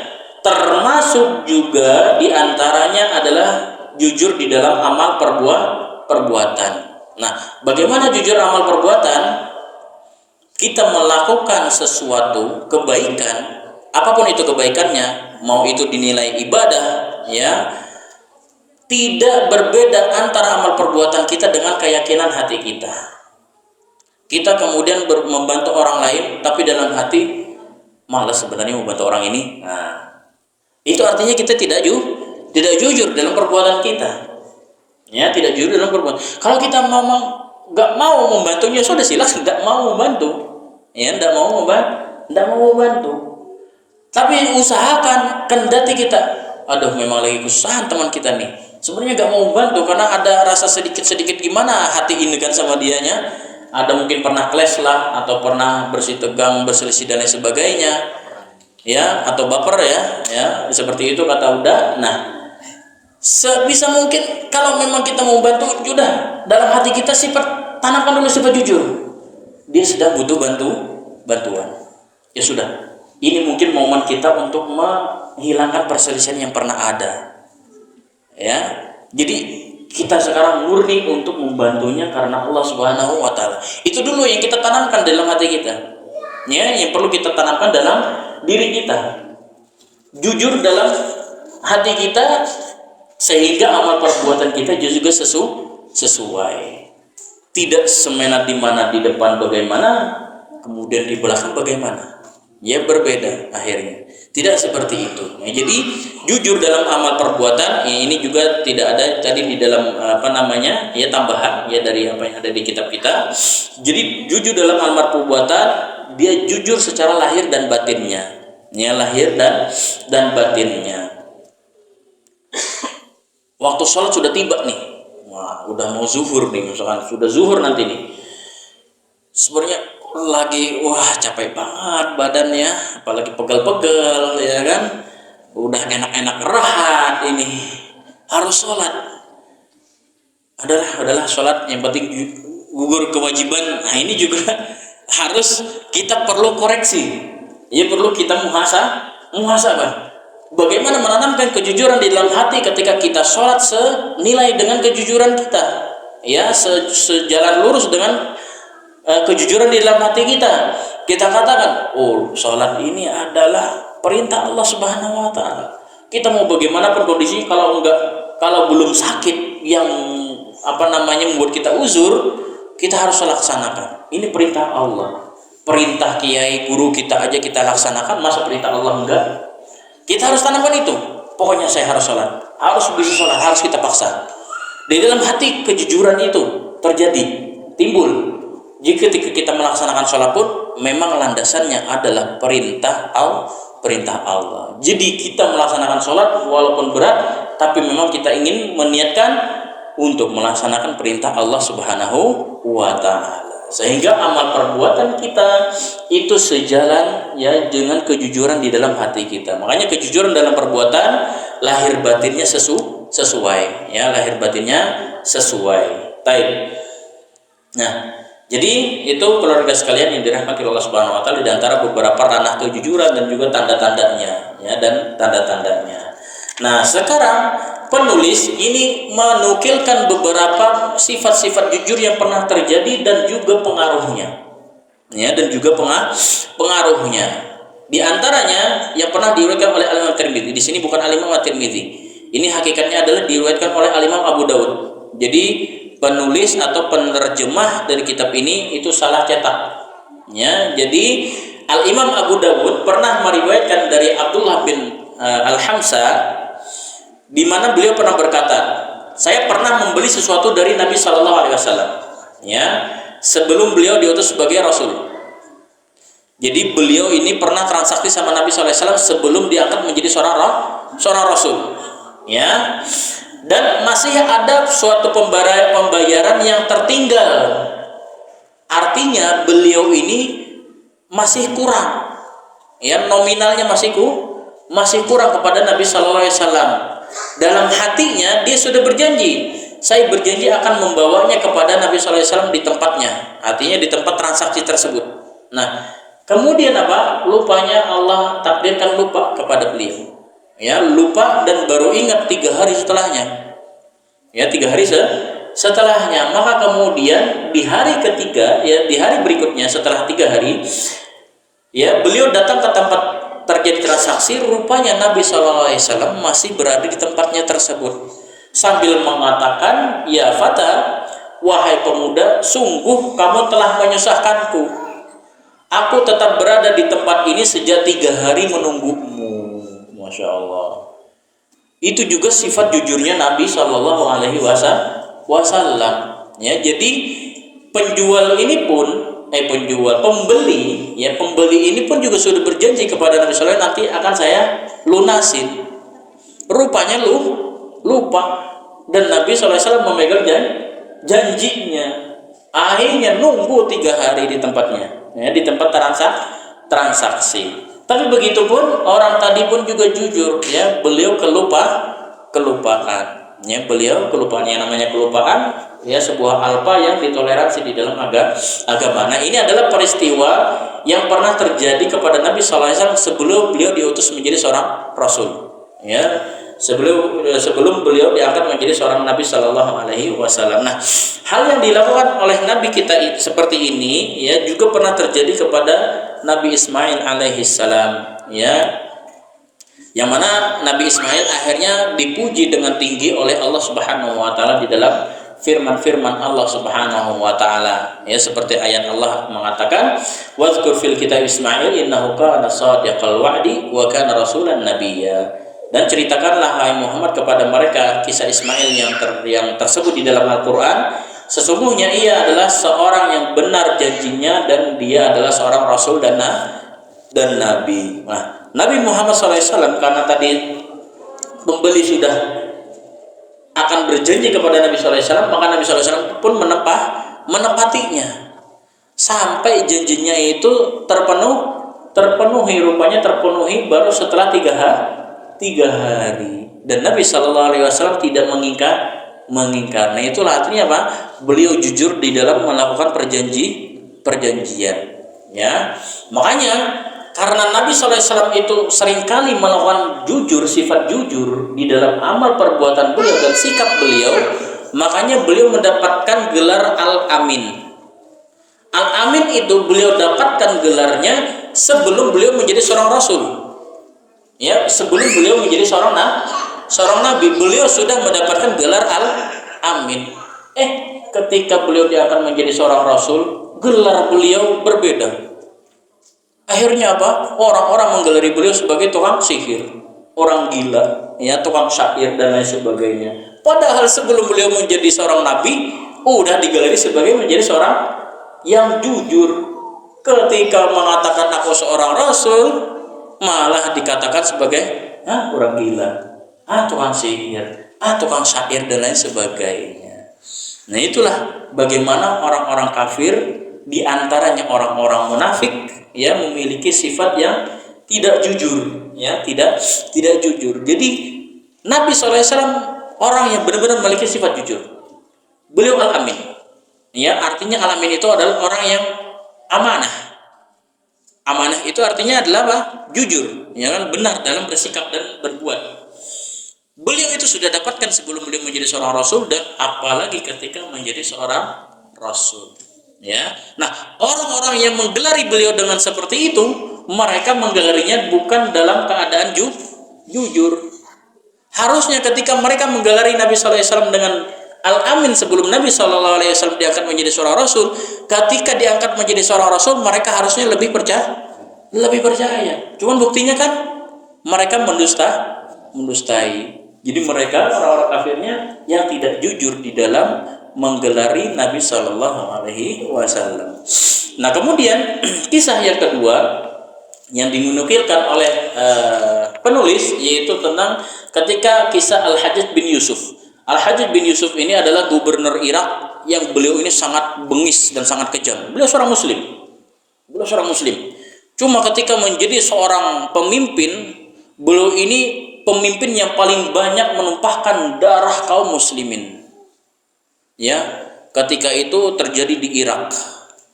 Bahkan banyak darah para ulama yang tumpah di tangan beliau. Pokoknya ulama siapapun yang tidak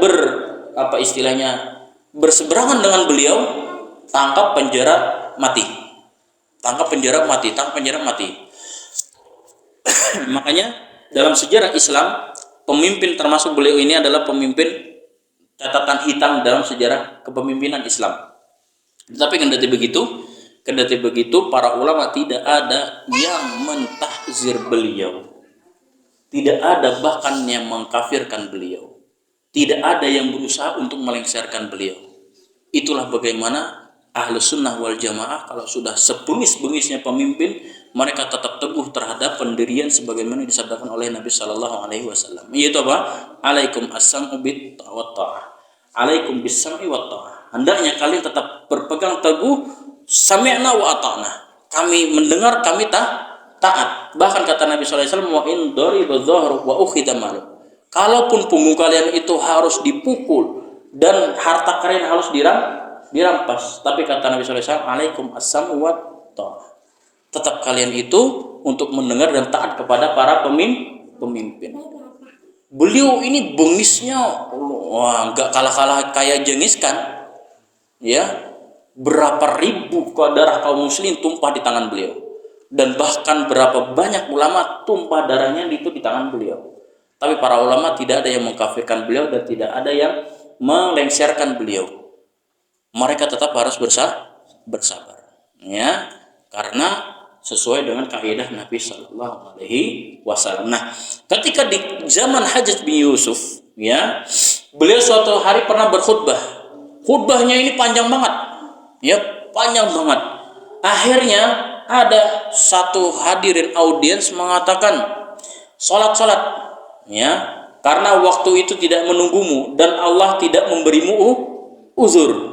Langsung Hajjaj bin Yusuf memerintahkan agar orang itu ditangkap dan dipenjarakan. Tapi orang-orang yang hadir itu membela dengan mengatakan, wahai khalifah, sesungguhnya, wahai amir, ya, bukan khalifah, amir, sesungguhnya orang itu gila. Orang itu rada-rada miring lah otaknya gitu, ya. Nah, membela supaya orang ini bisa selamat. Jadi dibela oleh kaumnya, audiens yang lain, supaya orang ini bisa selamat di hadapan Hajjaj bin Yusuf, karena tidak ada yang selamat di tangannya, ya, tidak ada yang selamat di tangannya. Maka apa yang terjadi?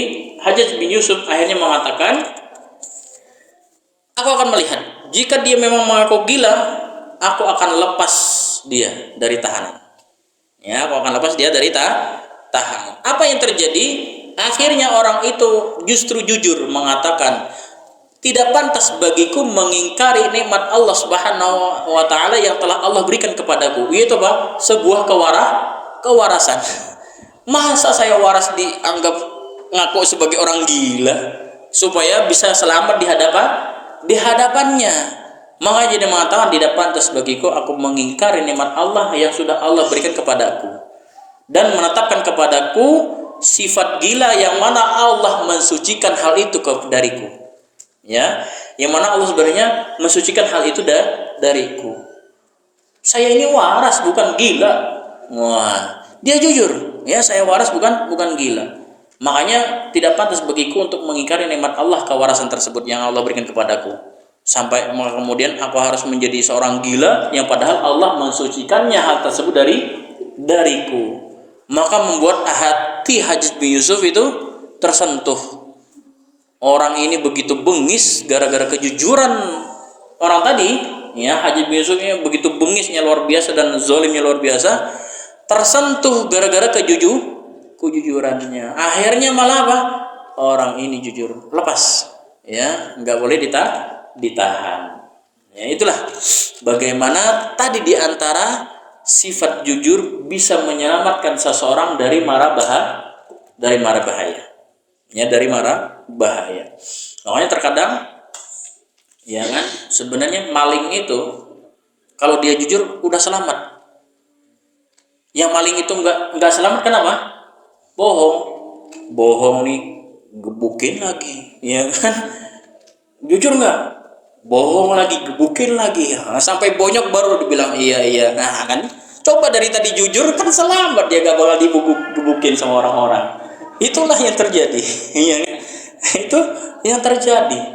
Nah, makanya sifat jujur itu luar biasa, ya, kebaikan yang Allah berikan kepadanya bukan hanya kepada pelakunya, tapi juga kepada orang lain. Nah, yang terakhir yaitu penulis meriwayatkan tentang kisah Al-Imam Bukhari yang tadi kita sampaikan sekilas di awal. Al-Imam Bukhari pernah meriwayatkan, beliau pernah melakukan safar ke negeri orang, yang ke negeri lain, dari Bukhara ke negeri lain, yang mana perjalanannya di dalam riwayat tersebut sekitar 1 bulan 1 kali perjalanan. Jadi kalau PP kurang lebih 2 bulan, karena dulu belum ada pesawat, ya, belum ada kapal laut, belum ada pesawat, belum ada mobil. apalagi sepeda listrik, ya kan? Dulu mah ya keledainya pun tidak listrik, ya manual masih. Keledai manual kalaupun ada, kalau ada keledai listrik mah enak banget mah.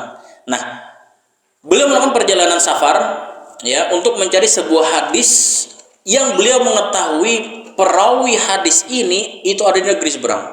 Ya, ada di negeri seberang. Akhirnya beliau melakukan safar dari tempat beliau, kampung beliau ke negeri seberang tersebut supaya bisa mendapatkan hadis ya dari perawinya langsung. Sampai di tempat, di lokasi di mana mengetahui perawi hadisnya ada di hadapan mata Imam Bukhari. Ketika itu yang terjadi adalah apa? Di sini disebutkan kuda orang tersebut lepas. Ya. Hewan tunggangannya itu lepas. Ya, hewan tunggangan perawi itu lepas. Yang akhirnya apa? Beliau memanggil kudanya dengan isyarat seakan-akan ada makanan. Ya, seakan-akan di tangannya ada makanan. Kayak kita lah, ya kan, biasanya mau manggil ayam, ayo, ya kan, sini gitu kan, atau kucing dipanggil-panggil, ya kan, seakan-akan mau memberi makan, ya, seakan-akan mau memberi makan. Padahal tidak ada makanan di dalamnya, tidak ada makanan di dalamnya. Maka kemudian Al-Imam Bukhari mengatakan kepada orang tersebut, wahai fulan, apakah ada makanan di tanganmu tadi? Ya, ketika engkau memanggil kuda tadi, dia mengatakan tidak ada. Ya, aku hanya mengelabuinya. Ya, artinya apa? Mendustai kuda tersebut. Maka dari itu Al-Imam Bukhari mengatakan, saya tidak akan mengambil hadis dari orang yang berbohong kepada binatang. Masya Allah. Itulah bagaimana Al-Imam Bukhari dalam sifat jujur beliau sangat menjunjung tinggi. Makanya gara-gara bohong sama binatang aja beliau nggak mau ngambil ilmu kepadanya, ya, nggak mau ngambil ilmu kepadanya. Nah, makanya kita katakan keluarga sekalian, kalau kita mempelajari sejarah para muhaddisin, yaitu ulama-ulama ahli hadis, itu benar-benar mereka sangat berhati-hati di dalam amal perbuatan. Mereka sangat menjunjung tinggi sifat kejujuran. Karena kenapa? Ketika sebuah kebohongan pernah terjadi dalam diri mereka, itu hakikatnya mereka telah menghancurkan harga diri dan kehormatan. Mereka tidak akan pernah dipercayai lagi dalam ilmu hadis. Ya, mereka tidak akan pernah dipercayai lagi dalam ilmu hadis. Sehingga apa? Mereka tidak bisa lagi menjadi andalan dan rujukan atau bahkan menjadi sumber untuk ilmu hadis.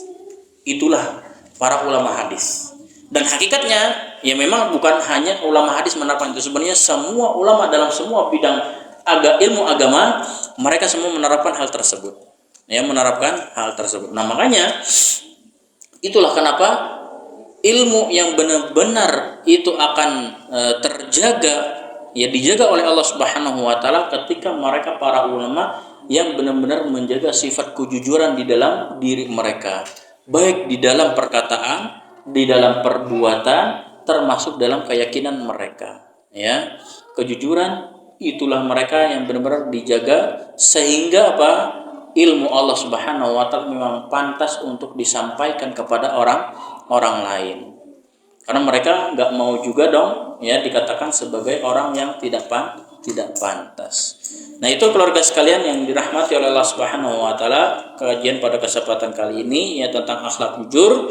Maka hendaknya bagi kita ya sudah sepatutnya juga bagi kita untuk apa? Bisa terus berusaha menanamkan sifat jujur ini di dalam hati kita dan di dalam diri kita. Bukan hanya sebatas amal perbuatan, tapi juga kejujuran di dalam hati itu diperlukan. Justru dia menjadi pondasi. Kejujuran dalam hati itu adalah pondasi dari kejujuran amal zohir kita, baik itu ucapan ataupun perbuatan, ya sikap perbuatan. Karena kalau sikap perbuatan yang mungkin jujur, tapi hati kita nggak jujur, itu tidak akan ada manfaatnya. Ya, tidak akan ada manfaatnya. Nah, maka bagi kita apapun profesi kita, ya, usahakan tanamkan selalu sifat jujur di dalam diri kita, jujur kepada diri sendiri, jujur kepada Allah Subhanahu wa taala, dan jujur juga kepada orang lain ataupun makhluk yang lainnya. Mungkin sekian, wallahu taala a'lam bishawab, ya, pada kesempatan kali ini. Mudah-mudahan Allah Subhanahu wa taala memberikan kita hidayah dan taufiknya, dan Allah Subhanahu wa taala mudahkan kita untuk terus berpegang teguh di jalannya dan tetap istiqomah berada di jalan Allah Subhanahu wa taala dalam kebaikan dan kebenaran. Baik, mungkin seperti biasa, jika mau ada yang bertanya dulu sebelum kita tutup, silakan jika mau ada yang bertanya.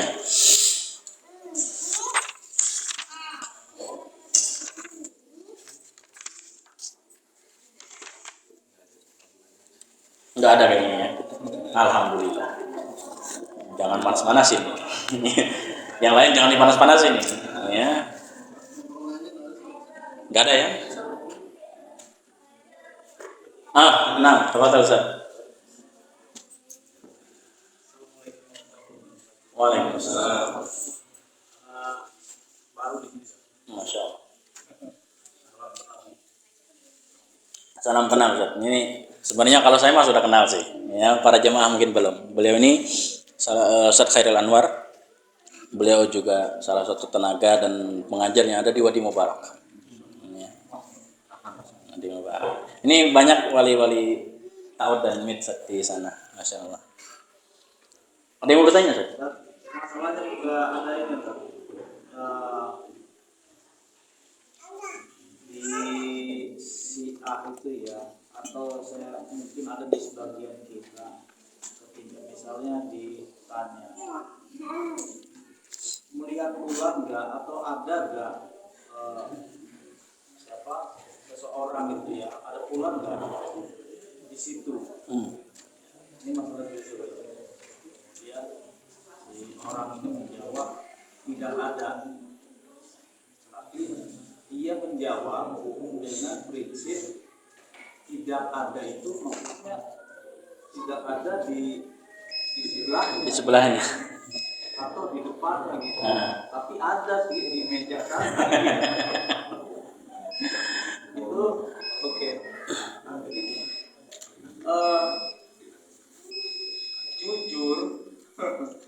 Jujur begitu tuh jujur apa gimana? Nah, Karena kan pemahaman juga itu.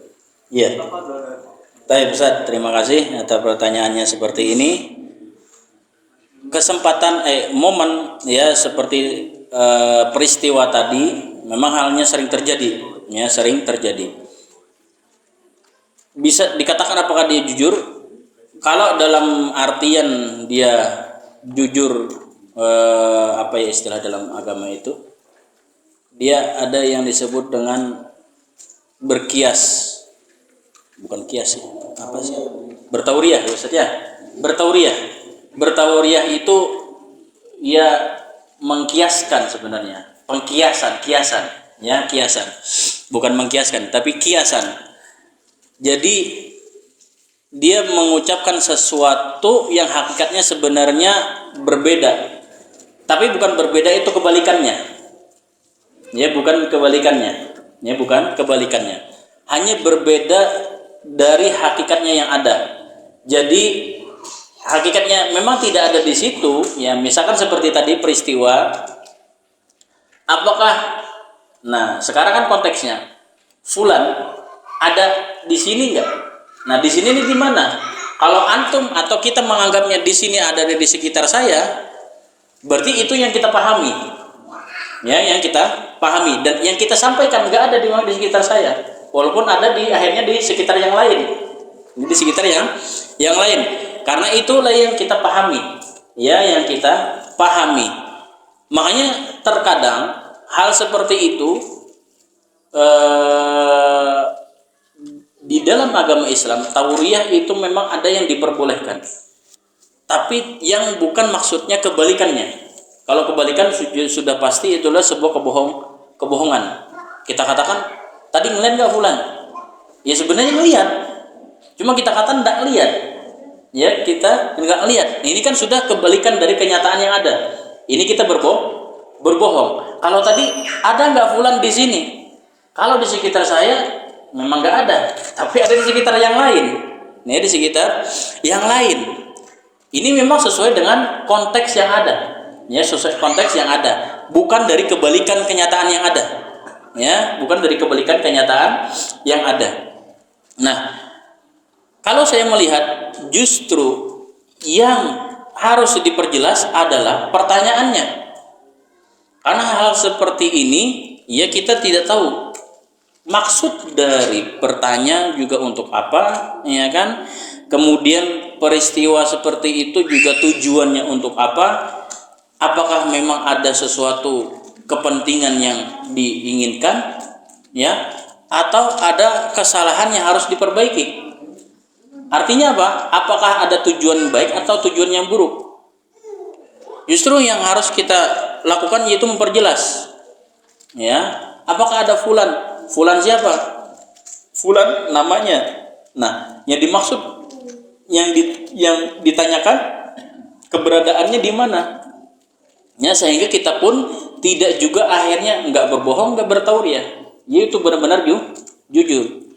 Dan mungkin bisa saja tujuan dari dia bertanya untuk kebaikan, ya, untuk kebaikan. Misal kata kita mau mencarinya, memang kebetulan ada tamu nih yang mencarinya atau orang yang mencarinya.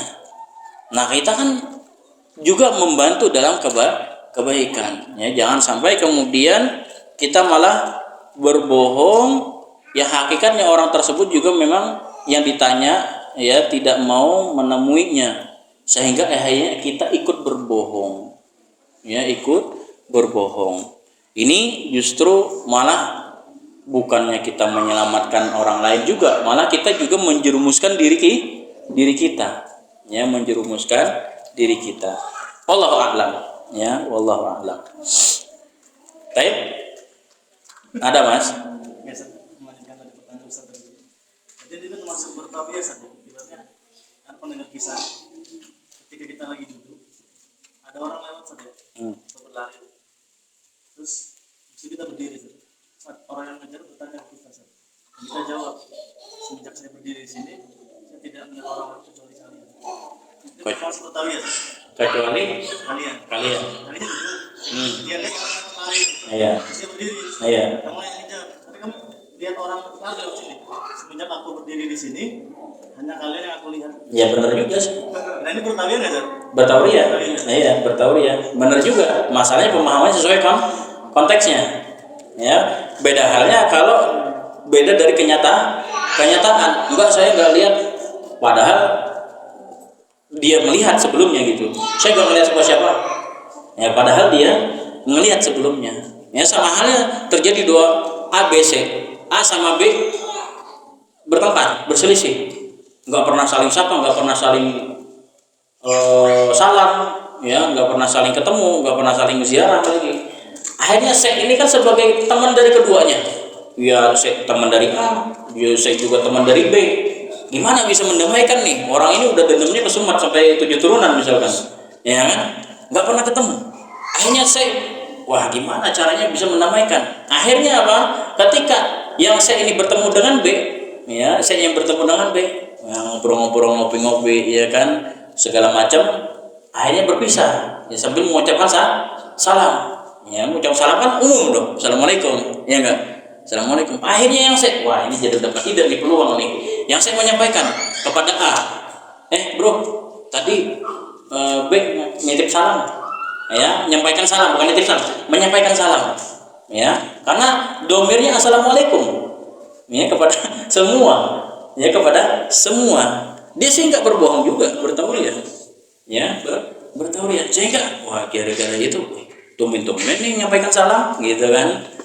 Ya, salam balik dah. Ya, padahal assalamualaikum biasa aja, ya, padahal biasa aja. Nah, ada beberapa memang momen-momen yang dimana seperti itu. Jadi kita memahami sesuai dengan konteks yang ada, ya. Walaupun yang dimaksud berbeda, tapi bukan dari kebalikannya, ya, bukan dari kebalikannya. Kalau udah dari kebalikannya itu, ya jelas itu adalah berbohong. Wallahu a'lam. Baik, mungkin cukup ya, karena sudah masuk waktu zuhur. Wallahu ta'ala alam bisawab. Semoga Allah Subhanahu wa taala memberikan kita hidayah dan taufiknya, dan Allah Subhanahu wa taala terus mengistiqomahkan kita di atas jalannya. Dan mohon maaf jika ada hal salah dan yang kurang, itu murni dari kekurangan diri kita, kelemahan diri kita, dan juga pengaruh dari setan. Dan jika ada kebenaran, ya maka itu murni pertolongan dari Allah Subhanahu wa taala. Mari kita tunduk kafaratul majlis. Subhanallahi bihamdika asyhadu an la ilaha illa anta astaghfiruka wa atubu ilaik. Sallallahu ala nabiyina Muhammad wa ala alihi wa sahbihi wasallam. Assalamualaikum warahmatullahi wabarakatuh.